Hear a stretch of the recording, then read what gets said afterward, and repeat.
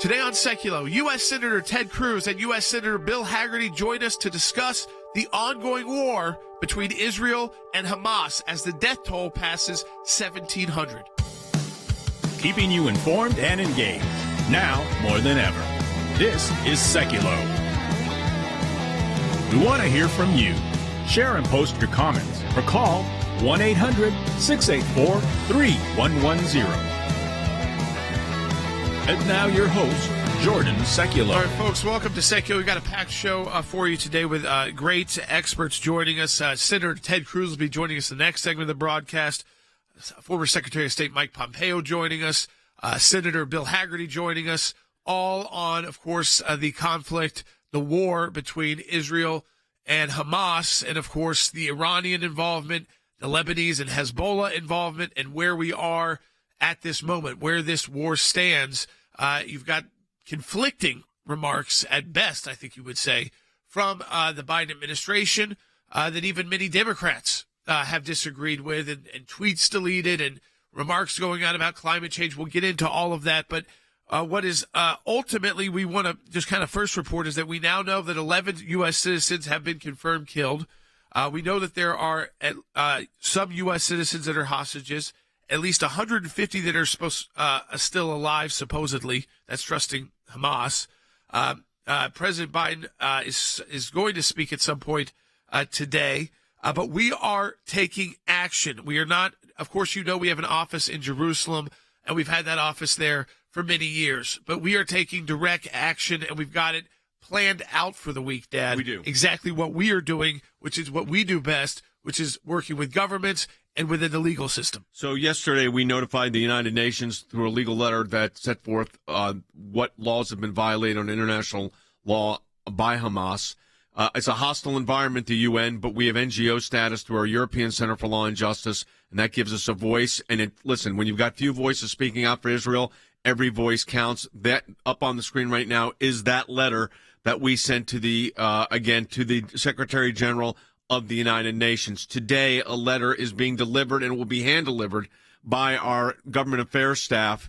And there's that letter right there, and that is going to Hakeem Jeffries. He is the minority leader of the House Democrats, and that is focusing on what's called the DSA, the Democratic Socialist Group inside the Democratic Party, who have said horrible things about Israel and are basically backing Hamas. And that is being delivered because, again, there's a domestic component to all of this as well. That's right. I mean, you've got again members of the Congress.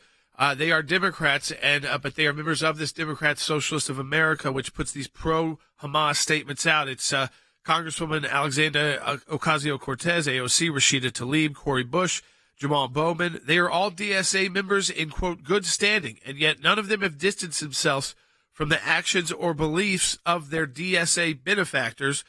So what we're being clear is that Hakeem Jeffries put out a very strong statement, like many Democrats have that are in support of Israel, that he needs to take action inside his own caucus and let them know either you need to dispel your membership with the DSA, condemn their comments, or potentially face a congressional response, which can be censure. There's a number of things at play here. We lay it all out in the letter. But so far, Dad, they have again tried to make this a morally, all of them, morally equivalent battle. Which is ridiculous. Tomorrow, our European Center for Law and Justice will be at the Council of Europe.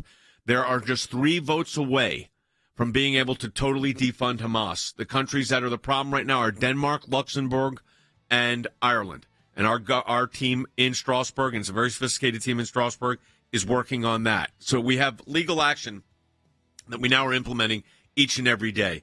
And that's where you come in, folks. And I want to say a huge thank you to our ACLJ members and our new ACLJ champions.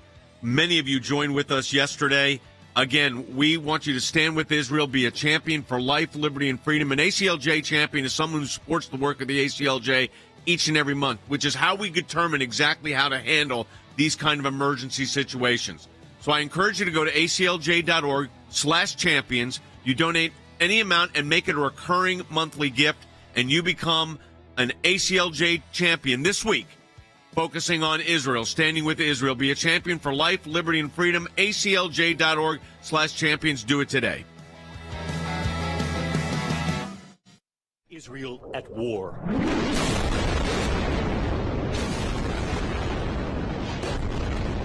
Hundreds of Israeli rockets pounding Gaza for hours.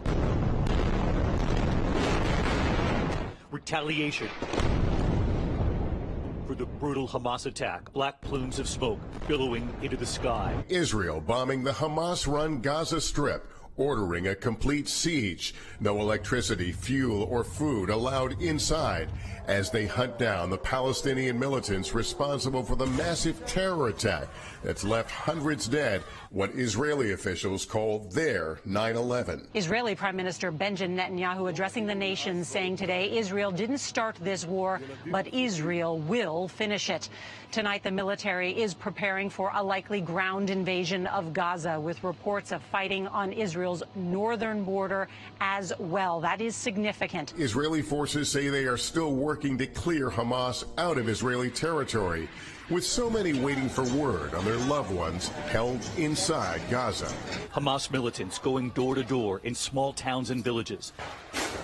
Witnesses say they were killing indiscriminately, leaving bodies in the street. Some shot in their cars. And witnesses say in homes where they didn't kill, they took hostages, mothers and children, seniors, dragged away, taken back to Gaza. Currently, Americans being held hostage, correct? How many Americans are being held hostage at this hour, John? The truth is, we don't know. A Hamas spokesperson is now warning the group will kill one hostage for every Israeli airstrike on a civilian target in Gaza. We are learning at least 900 Israelis dead. Tonight, Hamas claims they are holding at least 100 people hostage, including an unknown number of Americans. At least 11 Americans are among the dead.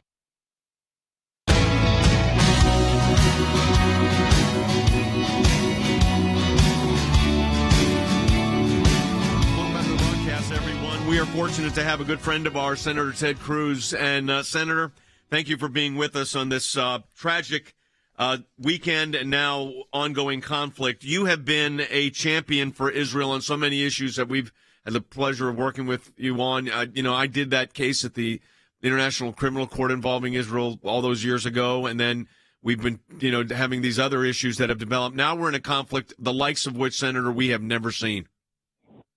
Well, Jay, that's exactly right. It is good to be with you today, but these are somber times. Israel is facing the greatest attack it has faced in over 50 years. On Saturday, the world witnessed the largest mass murder of Jews on any day since the Holocaust. What is happening in Israel is horrific. We have over 900 Israelis murdered. These Hamas terrorists, they're murdering women, they're murdering children, they're murdering infants. They are raping women and young girls indiscriminately. They are murdering the elderly. They are taking children, women, and men hostage. It is not only a grotesque act of war, they are committing war crimes and atrocities. And I have to say, it is infuriating because this entire assault was funded by money that was sent by the Biden administration, by the American government. Since Joe Biden became president, he has released to Iran roughly $50 billion, and that money has gone directly to funding Hamas. Hamas is controlled by Iran. This act of war was directed by Iran. This act of war was planned by Iran. And this act of war was funded by the billions of dollars that Joe Biden and this administration flooded into Iran, just like I and many others in Congress told them it would happen, that if he sent this money, it would be used for terrorism. We're seeing the horrific consequences of their actions. I want to say this, that the fact of the matter is, we know this. Hamas is just like Hezbollah. They're just proxies for Iran. And, Senator, I speculate that to get to the root of this, I mean, there'll be, whether there's a ground incursion, which looks like it's likely, whether it is a ground takeover of Gaza, whatever it might be, ultimately you've got to get to the head of the snake. And the head of the snake here is Iran. Yes. Look, that's unquestionably the case. And, Joe Biden inherited an Iran that was weakened, that was on its knees. Its economy was in shambles. President Trump, in the most important foreign policy and national security decision of his presidency, had withdrawn from the disastrous Obama-Iran nuclear deal. Equally importantly, President Trump was vigorously enforcing the oil sanctions on Iran, and the result had crippled the Ayatollah. And Joe Biden, when he came in, refused to enforce those oil sanctions. He allowed the Ayatollah to make tens of billions of dollars. Right now today, the Ayatollah is selling 2 million barrels of oil a day because Joe Biden and this administration desperately want to sign another nuclear deal with these theocratic monsters. And that revenue is what is funding this attack, is because of the ignorance and radical ideology of the Biden White House that we are seeing these grotesque acts of war. You know, Senator Cruz, this is Jordan. We're getting reports now from the IDF, this new level of brutality that Hamas has adopted, which is more similar to ISIS. You know, the rockets Israel working with the U.S. and the Iron Dome system were really able to limit the casualties inside Israel, the deaths inside Israel, and it was something they could almost live with. But with this invasion, we saw Hamas fighters not take on Israeli soldiers, but go into kibbutzes or farms, and they just found a new farm. They just went into a new kibbutz, the IDF, and they're finding them all over the countryside. 200 dead, including 30 babies killed by Hamas.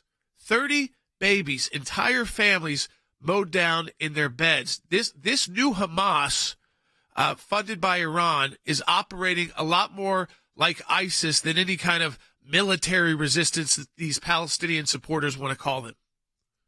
Well, that's exactly right. This is at its heart a battle between civilization and barbarism. And the horrific atrocities that are being carried out by Hamas demonstrate that there's no justification for this. We've seen some Democrat members of Congress trying to suggest that these attacks are justified, trying to suggest we've seen the radical anti-Semitic squad of Democrats in the House accuse Israel in the midst of these attacks of being an apartheid state, which is a vicious blood libel. And we're going to see in the coming days Democrats and much of the corporate media turn their criticism to Israel, begin attacking Israel. You know, hours after this invasion began, the U.S. State Department put out a tweet calling upon Israel to engage in a ceasefire, to have no military response. They put it out at 3 a.m. Within minutes, I called them out on Twitter, said it was absolutely despicable and that everyone involved in drafting and approving the tweet should be fired. I'm glad to say the State Department within the hour deleted the tweet. But that is the view of the Biden administration. They want Israel simply to stand down and allow this invasion. And it's going to be critical for every one of us who love Israel, who defend Israel, to stand vigorously for Israel's right to self-defense, to go and destroy Hamas, to destroy the leadership of Hamas, to end this terrorist threat once and for all. No, I think this has got to be the time where you don't just neutralize, as they say, but you eliminate Hamas. I want to turn to the domestic aspect of this too, Senator, because this is a big concern, especially on the Ivy League campuses. And that is the anti-Israel sentiment that's coming out from one of your alma maters, and that is Harvard, and other universities too.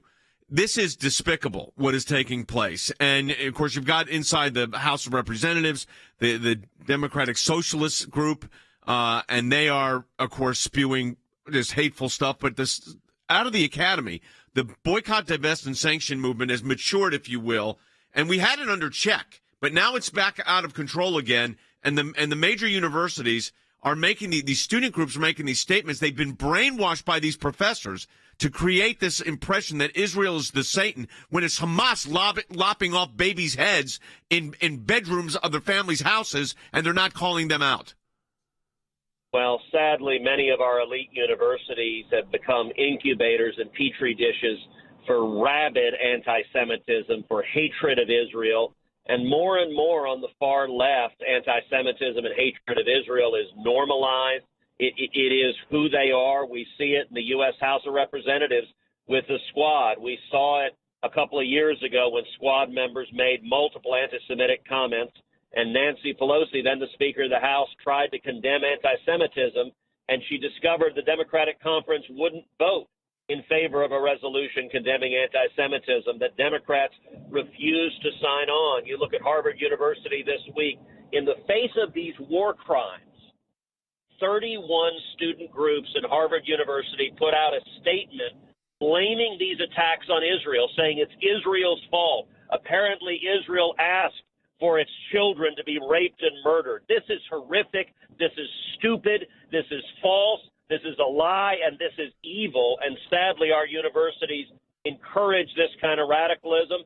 And where the heck is the leadership of Harvard? Are there no professors there that believe anything? You have Lawrence Tribe, who's out there at the beginning of this. As these war crimes are happening, Lawrence Tribe said this was Benjamin Netanyahu wagging the dog and wanting to go to war. What idiocy, and how do these professors spew such rabidly anti-Israel sentiments? Senator, a final question for you is this. The Biden administration, as you said, they've been all over the place. They've been deleting tweets back and forth. It's not a clear message yet of where they are. What are you going to do with your fellow members of Senate? I mean, there's a pretty good bipartisan support, it does appear, to support Israel. What can you all do together to get this administration to make sure that they do support Israel, or at least do everything you can, hope that they will? Well, I'm going to be leading the fight in the Senate to have Republicans and Democrats stand together with Israel. I'll tell you, when Joe Biden sent $16 billion to Iran as ransom for hostages, the Democrats didn't stand up to Biden then. When the Biden administration sent hundreds of millions of dollars to Gaza after they concluded it was highly likely it would go to Hamas for terrorism, I led 17 senators opposing that. Not a single Democrat stood against it. So we need to stand now, say enough is enough, stop funding terrorists that hate Israel and that hate America. Senator Ted Cruz from Texas, thank you so much for everything you're doing. We look forward to working with you on this and getting at least the right statements coming out of the White House and out of the United States Congress. Senator, thank you so much. Hey, folks, all of this is happening because of our ACLJ champions. And this week, with all this going on in Israel, we want you to be a champion for Israel. And that is stand with Israel, be a champion for life, liberty, and freedom. You go to aclj.org. As I said yesterday, we were at the UN. Today, we're at the United States Congress. Tomorrow, the European Council, the Council of Europe intervention, and more legal matters coming on this, and we are prepared. Become an ACLJ champion. That means you donate each and every month to the ACLJ. Do it at aclj.org/champions. That's ACLJ/champions to stand with the ACLJ and to stand with Israel. Other countries who support Hamas's actions. Celebrations on the streets of Iran, for example. Tens of thousands turning up, waving the Palestinian flag. The supreme leader of Iran has repeatedly and openly talked about surrounding Israel with a ring of fire, his words, of terrorists and of rockets to use at a time of his choosing. $6 billion goes to Iran just a couple of months ago, and now Hamas is emboldened to launch an attack like this. Because there isn't a direct dot, like an ATM withdrawal that says, okay, we purchased these weapons based on the $6 billion. The point is that they knew they had the credit. They knew that that money was coming. Iran may have known this money is coming and used other funds to help fund this attack that happened. Iran has unfortunately always used and focused its funds on supporting terrorism, on supporting groups like Hamas. The United States policy to cozy up to Iran has created enormous risk for Israel, which we are seeing play out today. And you should know, too, the Gulf states all are watching what Iran is doing here. They can see this was a moment of clarity for the world. Do not avert your eyes. I hope the world will continue to watch what's taking place here, because this is precisely why we built out a structure which isolated Iran, caused at least 4 countries to normalize relationships with Israel, and why when the Biden administration disrupted that, there's so much risk for the American people as well. As far as the great power competition goes, we've got 3 bad actors. We've got Iran, Russia, and China. Russia's invaded Ukraine. Iran has basically invaded Israel via its proxy Hamas, and may do so with Hezbollah. And the third domino to drop is whether Xi Jinping decides this is an opportune time, with us otherwise engaged, to invade Taiwan. I hope he doesn't. But this is a very dangerous time for the United States of America right now.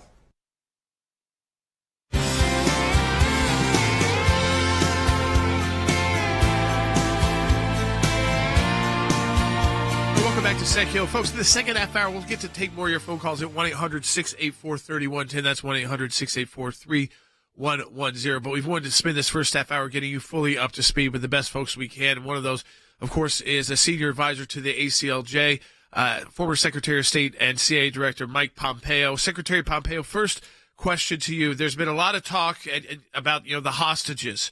And we even saw ceasefire talk tweeted out by the current Secretary of State and then deleted by the current Secretary of State. I know it's a complicating issue for Israel, extremely complicated issue for Israel. But at the same time, at what point, when you're dealing with a group this brutal, do you have to still go ahead with your military plan and not be held back by these ceasefires that the world may start pressuring Israel at any minute?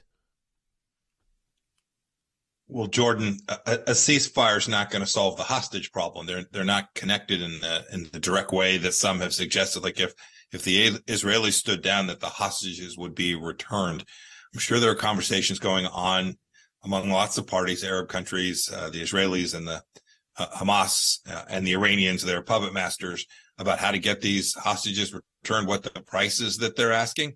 But this all happens against the backdrop of the United States paying $1 billion to get 5 hostages home. The price to get these folks home, sadly, I think is going to be great. And I am praying for not only the families of those who lost loved ones and had loved ones injured on October 7th, but those who have people held there today. The Israelis have a task to do. They need to make sure that something like this never happens again.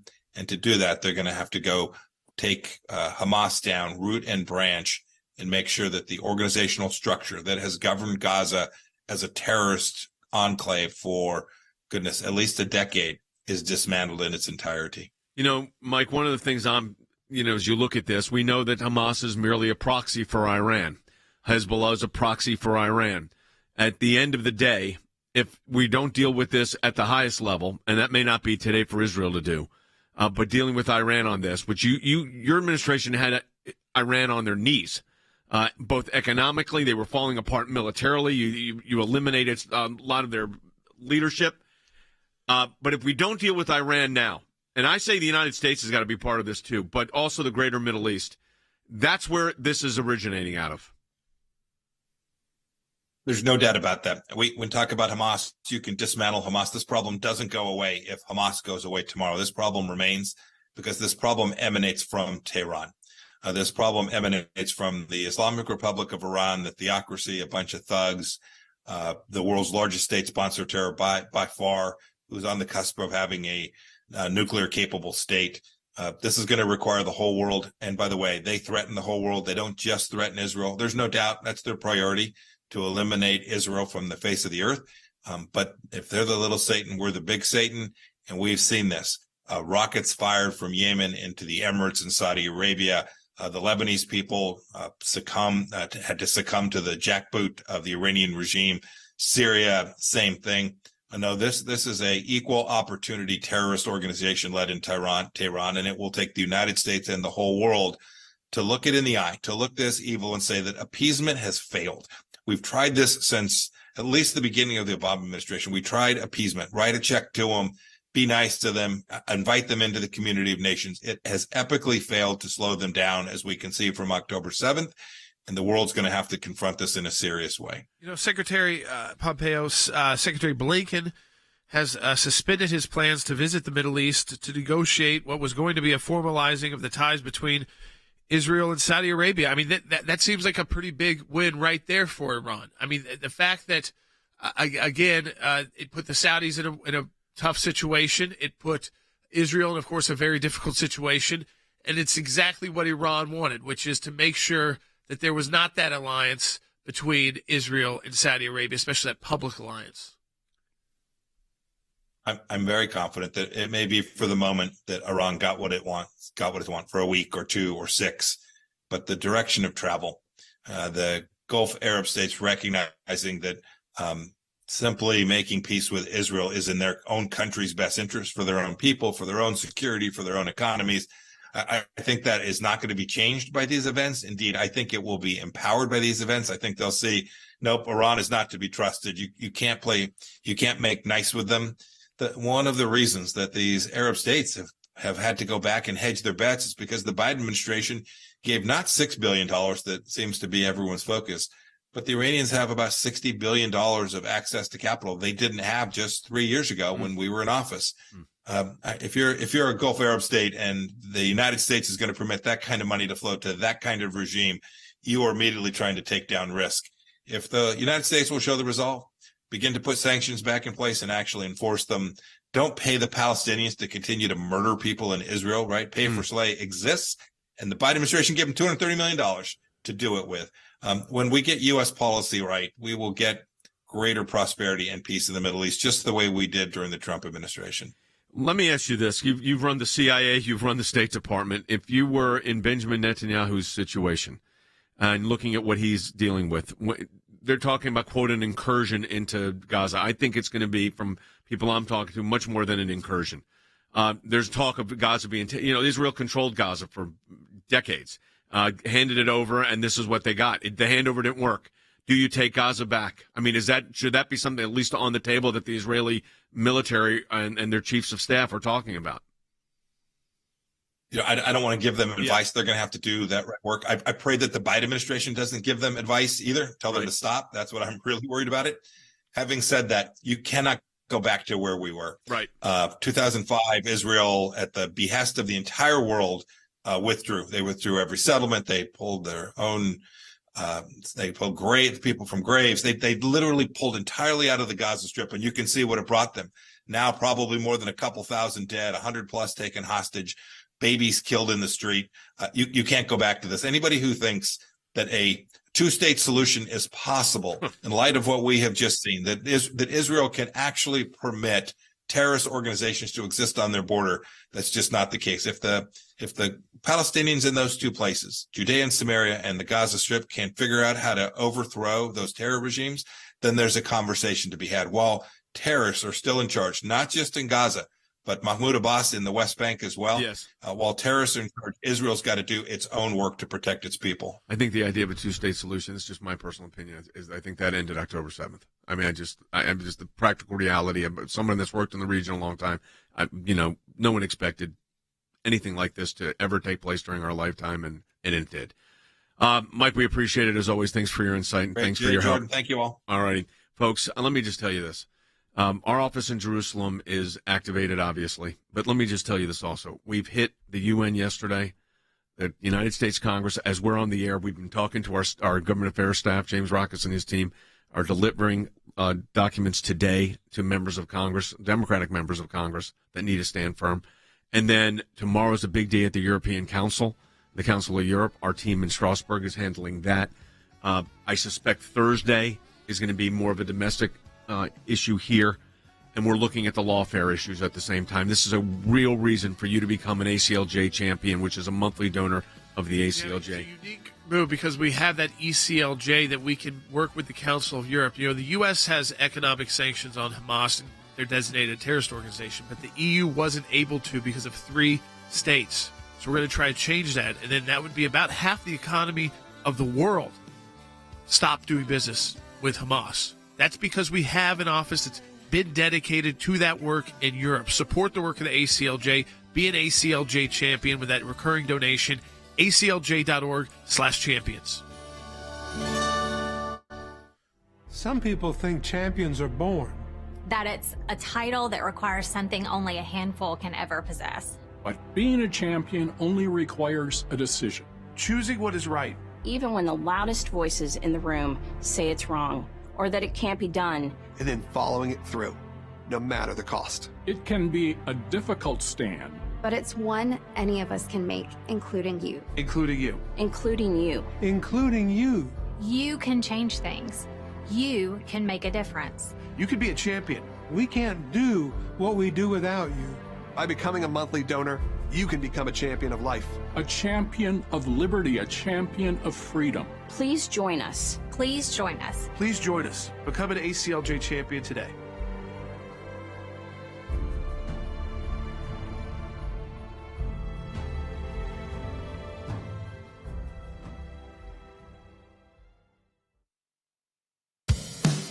Keeping you informed and engaged.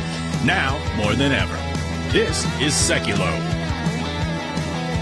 And now your host, Jordan Sekulow. Welcome back to Sekulow. I hope that first half hour really got you up to speed with the experts that we've got here at the ACLJ, team members of the ACLJ, senators we have relationships with, literally getting cell phone calls from them right before the air. They want to come on. They want to talk to you. They want to explain the situation as they know it and what the United States' role should be in supporting Israel. And again, you've heard from U.S. Senator Ted Cruz. You heard from Mike Pompeo as a member of the ACLJ team. Coming up in the next segment of the broadcast, Bill Hagerty, U.S. Senator from Tennessee, is going to be joining us. We are going to be taking your phone calls as well. And so we want to get to you. Start calling in now, 1-800-684-3110. That's 1-800-684-3110. We have not seen yet a ground incursion from Israel into the Gaza Strip, at least not on a massive scale. Whether or not there are special forces there or not, we don't know. But there was not an announcement yesterday by Israel, which some people expected to happen, by Prime Minister Netanyahu, that a ground invasion has begun. As of now, that has not started. Because the word siege for warfare actually, does not mean necessarily a ground incursion. That's the cutoff of food, water, electricity, and fuel. That is happening. So that is the siege. Now, what if there is a ground incursion, and the expectations are there will be? That is, in common parlance, that would be an invasion. But it's an invasion that was brought upon by their own actions of Hamas. That would take hundreds of thousands of troops. Gaza is not a large area, 25 miles, but a population of 2 million. It's very dense. We've done cases at the International Criminal Court about warfare inside of Gaza. I was at the ICC in those years, I think it was 2010 and 2012, with the Office of the Prosecutor dealing with the incursion issue. They called it an NGO roundtable. We represented Israel's interests in that, and we had a private meeting with them afterwards. And so the warfare is very different there, but that is going to take probably another 24 to 48, I would say more like 48 to 72 hours to activate. Remember, Israel had to activate its reserves. That's how they do this. So that's in place.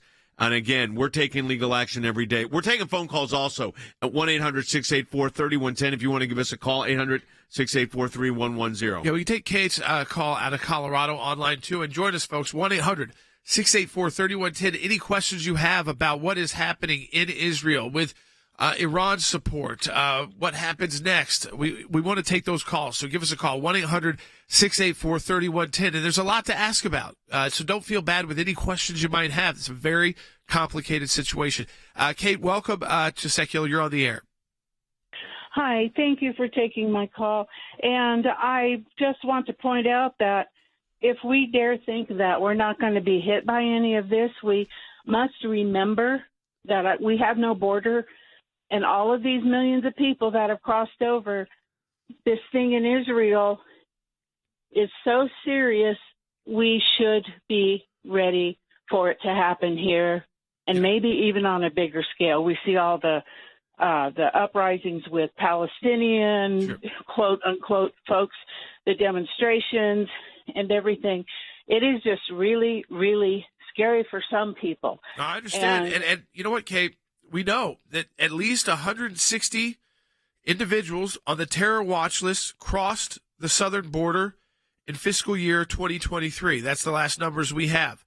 160 individuals on the terror watch list are inside the United States right now. They're not apprehended. They're inside the United States. Let me repeat that again. 160 on the terror watch list. And then the FBI put out a report yesterday, which we're going to talk about later in the broadcast. We don't think there's any threats in the U.S. Yeah, you got to be. We're the great Satan. I mean, Iran is clear about that.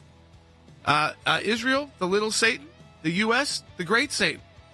It's easier for him to hit Israel, but remember, they've tried to kill Secretary Pompeo. They put a fatwa out on him.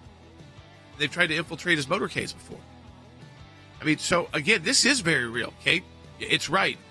We don't want to be back in that situation like we were with ISIS and terror attacks to the U.S., but we need a government that is at least prepared for it so it doesn't happen, with intelligence that stops it. We'll be right back.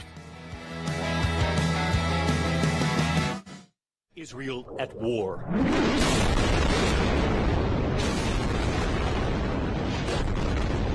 Hundreds of Israeli rockets pounding Gaza for hours. Retaliation for the brutal Hamas attack. Black plumes of smoke billowing into the sky. Israel bombing the Hamas-run Gaza Strip, ordering a complete siege. No electricity, fuel, or food allowed inside as they hunt down the Palestinian militants responsible for the massive terror attack that's left hundreds dead, what Israeli officials call their 9/11. Israeli Prime Minister Benjamin Netanyahu addressing the nation, saying today Israel didn't start this war, but Israel will finish it. Tonight, the military is preparing for a likely ground invasion of Gaza, with reports of fighting on Israel's northern border as well. That is significant. Israeli forces say they are still working to clear Hamas out of Israeli territory, with so many waiting for word on their loved ones held inside Gaza. Hamas militants going door to door in small towns and villages. Witnesses say they were killing indiscriminately, leaving bodies in the street, some shot in their cars. And witnesses say in homes where they didn't kill, they took hostages, mothers and children, seniors, dragged away, taken back to Gaza. Currently, Americans being held hostage, correct? How many Americans are being held hostage at this hour, John? The truth is, we don't know. A Hamas spokesperson is now warning the group will kill one hostage for every Israeli airstrike on a civilian target in Gaza. We are learning at least 900 Israelis dead. Tonight, Hamas claims they are holding at least 100 people hostage, including an unknown number of Americans. At least 11 Americans are among the dead. Welcome back to Sekulow. We are joined by U.S. Senator Bill Hagerty of Tennessee. He's a great friend of ours and a strong supporter of Israel. I was with the senator over the weekend as this attack began. Senator Hagerty, thank you for taking time out of your busy day to speak with our team and our audience for just a few minutes.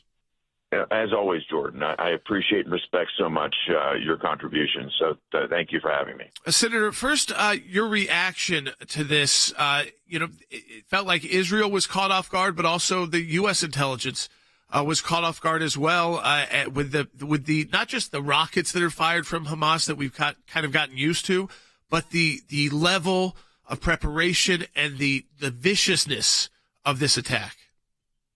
Well, I think there's a lot of questions that need to be answered regarding the failure of intelligence, both on the U.S. side and the Israeli side. As you know, our intelligence agencies pride themselves, as do the Israeli intelligence agencies, pride themselves at being the best. Clearly, they missed something big because everything that we're hearing is that Iran was deeply involved in training and setting this up. They should have been watching that. For the attack to occur by land, air, and sea, that's a mass mobilization. There was a lot of movement that made that happen. To get the weaponry in the hands of Hamas, all of this, again, needs to be understood much more deeply because, as you say, a huge intelligence failure right here.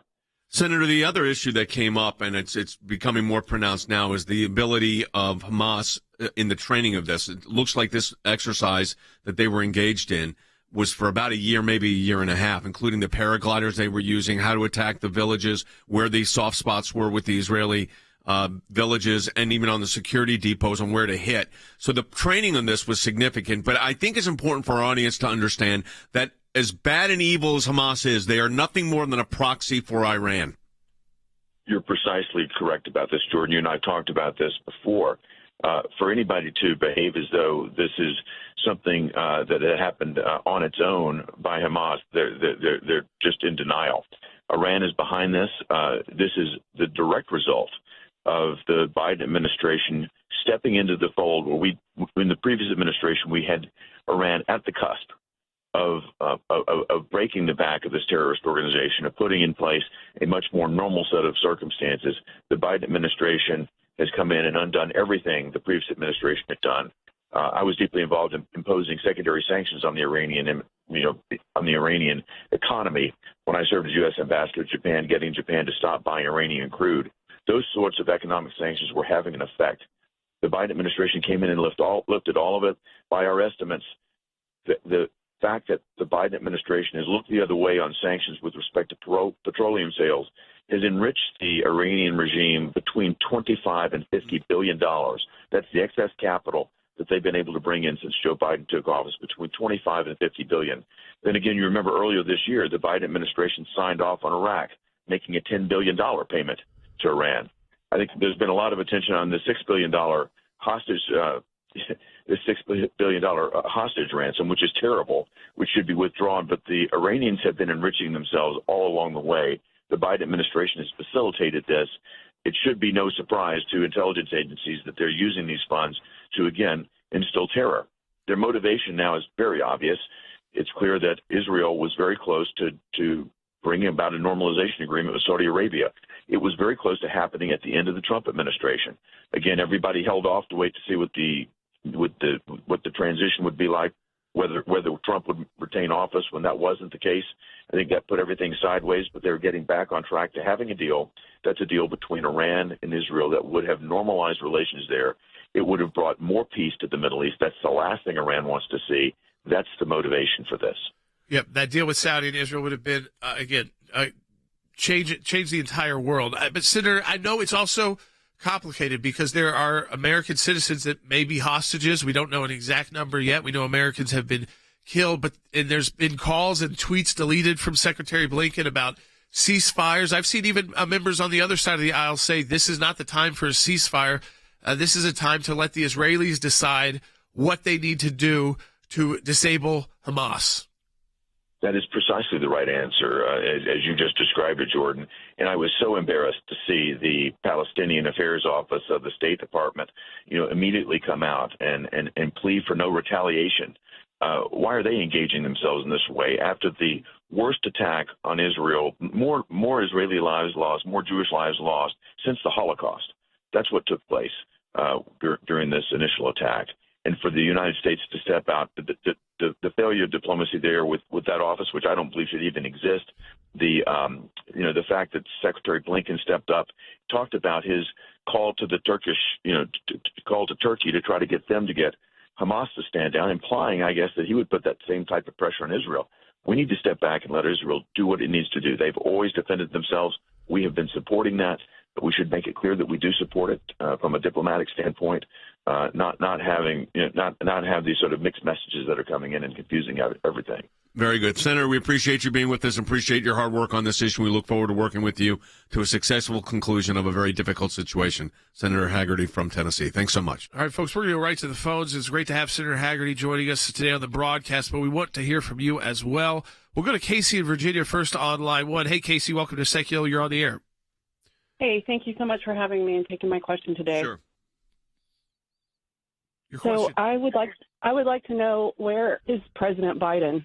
He has not addressed our country of what's going on. We have 11 Americans that we know of have perished in this tragic terrorist attack, and we don't know if Americans are hostage. I have family serving in the military, and I'm just concerned why we haven't been addressed as a country from our president. So the president is scheduled to address the nation about, if you're listening to our broadcast live, about an hour. It's like any minute. Like 20 minutes. The next 20 minutes or so. What's been difficult is those from his administration that have made comments have all been in conflict. They've been saying one thing and then literally deleting it, the tweets. So, I mean, when you have that coming from your highest levels, your Secretary of State, I want to play the absurdity from John Kirby. Can we play that? Because this is the National Security Council spokesperson, Casey. So he's the one advising the president on whatever the president's about to say today. And he got asked this by, was it Jake Tapper who asked him this? Was it who asked him? Martha McCallum who asked him this about the threat to the world right now. Take a listen to this. I want to play this soundbite for you that is just last month in Vietnam and ask you if this still holds for the president. Watch. The only existential threat humanity faces, even more frightening than a nuclear war, is global warming going above 1.5 degrees in the next 10 years. Given all the nuclear players in these two areas where we are now engaged on, does the president stand by that comment? Absolutely, he does. Climate change is an existential threat. It actually threatens and is capable of wiping out all human life on Earth over time. I mean, I don't know how more existential you can get to that, but that doesn't mean that we walk away from our obligations, our national security interests in very dangerous parts of the world. John, You mentioned he said it was more frightening than a nuclear war. Is that it's more frightening than a nuclear war in this moment? The president believes wholeheartedly that climate change is an existential threat to all of human life on the planet. That's just science. That's a fact, Martha. But it doesn't mean that we turn our back on the other challenges facing this country and our allies and partners around the world. But when you don't have your priorities right, you end up going down this path. Joe Biden's administration loses because of these kind of statements and these kind of policies. And, when we say policies have consequences, folks, policies have consequences. And look in the world we're in.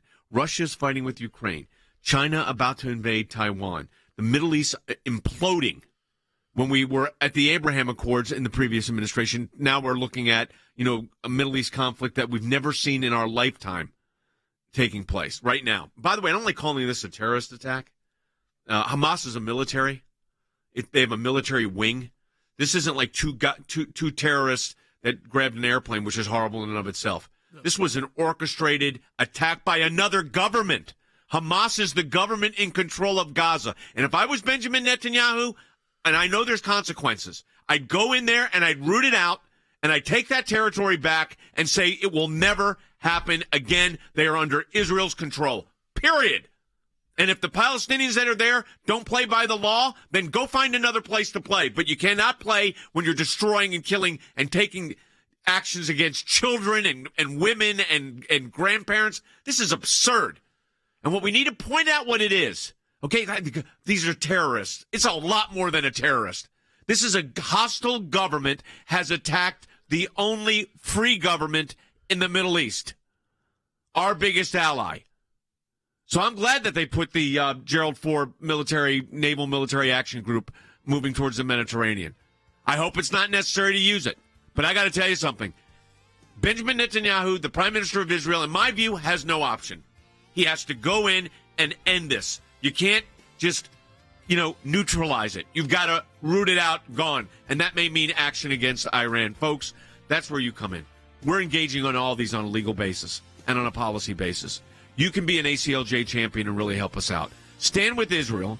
Be a champion for life, liberty, and freedom. And that applies to Israel as well.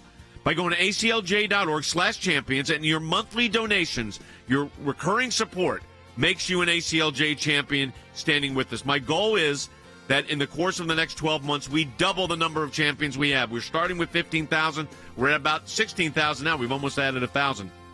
We're going to continue that. aclj.org/champions. Members of the squad are under fire for calling a de-escalation and a ceasefire in Israel. Meanwhile, even Michigan Governor Gretchen Whitmer is facing a backlash for her weak response, refusing to even acknowledge that Israel was under attack or even condemn the Hamas terrorists. Politicians on the Democratic side who are silent, who don't speak out. What more does it take? Watching children being shot in the face, grandmothers being murdered. I mean, the scenes that we are seeing, these are the Nazis of 2023. The same people that are defending this. How quickly will the scope of Israel's response be used against Israel? How dare you hurt innocent civilians, save the people cheering the murder of innocent civilians? You're emboldening the enemy. You're a disgrace to the United States Congress. You're siding with terrorists over a democracy called Israel. You've lost your perspective here. I'm confident most Democrats do not agree with the squad. Ideas become trendy on the left the way that fashion does sort of around the world. And for a while, the hatred against Israel was really confined sort of to academia, but it's spread. And I think that is very scary. And when I listened to some of the chanting yesterday at the rally here in New York City, it was extremely chilling. The last thing I would say is Gretchen Whitmer, governor of Michigan, she's being floated as a possible presidential candidate for the Democrats, right? I know a lot of Democrats like her. She could not even bring herself to say, her statement was like, a thing happened, people are upset, we acknowledge, moving on. To me, I was like, wow, that does not show strength. Just think about it. We're living among people who support this violence, this hate directed against innocent people. It's beyond comprehension.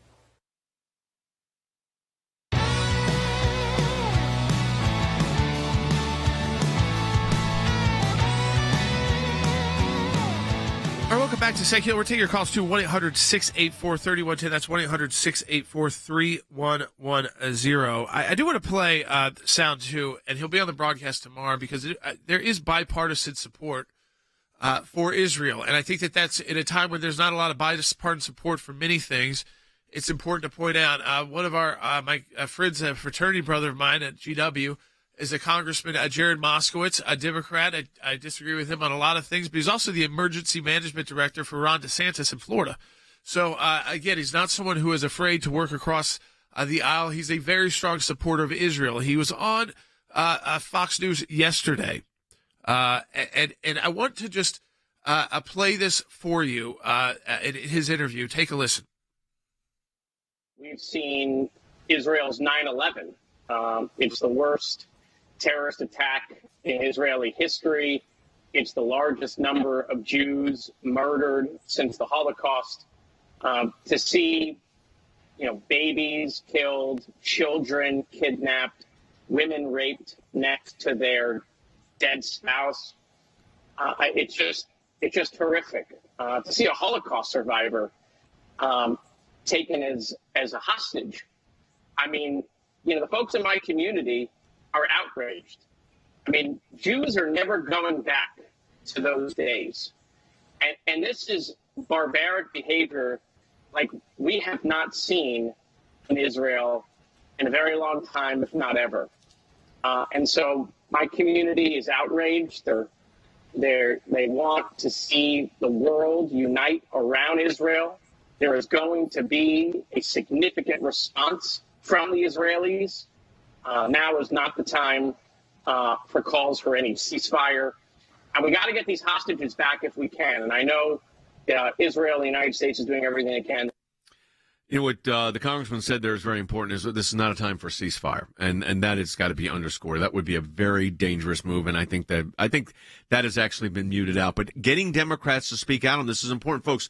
We don't want this to be a partisan issue. There's no reason for this standing with Israel here to be a partisan issue, period. No, babies being executed should not be partisan. Again, they're our ally, and when they're under attack, we got to stand with them. I mean, again, look what we've done for Ukraine, who was not really a direct ally of the United States. It was a country that we were trying to work with. It was not yet a NATO member and had a lot of corruption problems, and we've sent them, billions and billions of dollars, and we don't even know where the money's gone. And yet when it comes to Israel, it'll be interesting today to see if we can even understand what Joe Biden's position is. I hope we do. I hope so, too. We're going to find out soon. His Secretary of State, who is not the same age as Biden, Secretary Blinken, has said he's been speaking out of both sides of his mouth. He said, ceasefire.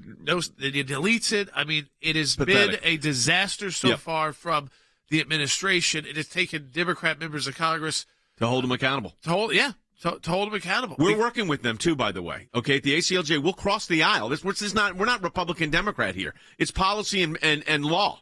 So we're working with both sides on this. All right, let's go ahead and take some phone calls at 800-684-3110. Yeah, Joanne calling from Ohio on line 2. Hey, Joanne. Hi, guys. My question is, I heard Congressman Waltz from Florida yesterday, and I kind of agree with him. Do we really believe that this is an intelligence failure? Isn't this maybe just, oops, we overlooked it based on the way we've treated Israel since Biden's been in office? Let's go to the intelligence failure on two levels. And I said this was not the week to really address this because historically, let me tell you something, I've studied Israel for much of my life and have done postdoctoral work on Israel.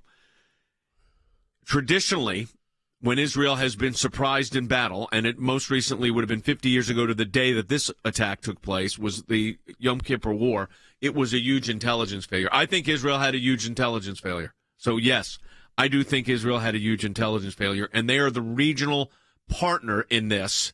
So a lot of the U.S. intelligence that we would be gathering would be in cooperation with the Israelis. So, obviously, I think there was a significant intelligence failure here, period. Yeah, we don't know where that was. Was it someone planted inside with bad information? Is it disinformation? Is it other countries involved? I mean, that's something that has to be figured out later. Right now, what has to be figured out is the response. And remember, it will be more and more difficult as each day passes to stand with Israel. Not for us, not for you, the listener, but for the administration. Yep. The Biden administration. For the European countries. And we're working on it. And for the world. And we know that whatever Israel decides to do, they will be condemned for doing it. Our team in Strasbourg, our European Center for Law and Justice, will be at the Council of Europe tomorrow intervening on this very issue. Our team will be there on the floor of the Council of Europe working on these resolutions. All right, let's go ahead and take Nancy's call from Arizona on line 1. Nancy, go ahead. You're on the air. Yes. My questions are two. The Biden administration is the Biden administration making the sole decision to determine the amount of funds they're sending to places like Palestine, Ukraine, and maybe other countries who despise us? And the other question is, doesn't Congress have to give approval for expenditures of tax dollars? Why isn't that happening? And what can we do? Yeah, it's not line items. That's the problem. Not line items. The president has 30. There's the 30 days when there's conflict, and then 60 days before you even have to notify Congress. Yeah, and remember, on foreign policies exclusively within the jurisdiction of the executive. Yeah, I mean, Congress has the power of the purse, but there's plenty of purse there for purse is already there. That's the issue. Yeah. It was already out. These are allocated funds. All they're saying is they're freeing up funds that were basically frozen. So that's how they got around that. It was a good question. Mike is calling from Pennsylvania on line 3. Mike, go ahead. Geopolitical question, guys. Senator Graham mentioned it would be a decent idea or consideration to take out the refineries in Iran to send a signal. And everybody sort of agrees that they're the catalyst behind this. So the question is, what's the problem? Why not do it, obviously, covertly, the CIA mission or special ops or via Israel? Why not? Okay. First of all, here's what it would take. Israel cannot do that alone. I mean, do they have the capabilities? Yes. But they can't do it alone regionally. But right now, they just faced the most Jews killed in a single day since the Holocaust. They are fighting a much smaller group than Iran itself with the Gaza Strip, and that's taking most of their military and equipment and attention right now. So that would mean very direct regional partners. U.S. involvement. And regional partners, too. U.S. fighter jets taking those refineries out, partnering with other countries. I mean, so you're talking about a major conflict. I'm not saying you have to go on the ground, but Iran is going to fire back. And I'm not sure today Israel would want Iran firing much larger weapons than the Hamas has at Israel. I think that's without right. the backing of the rest of the free world, making sure, and that would just taking out a couple refineries doesn't do anything. That's not going to stop Iran. I mean, you'd have to take out the lead. It'd have to be. I mean, I don't like these regime change talks, but I mean, I think at that point you'd have to have a U.S. commitment that, again, you'd have to take to the American people. We're not at that point yet.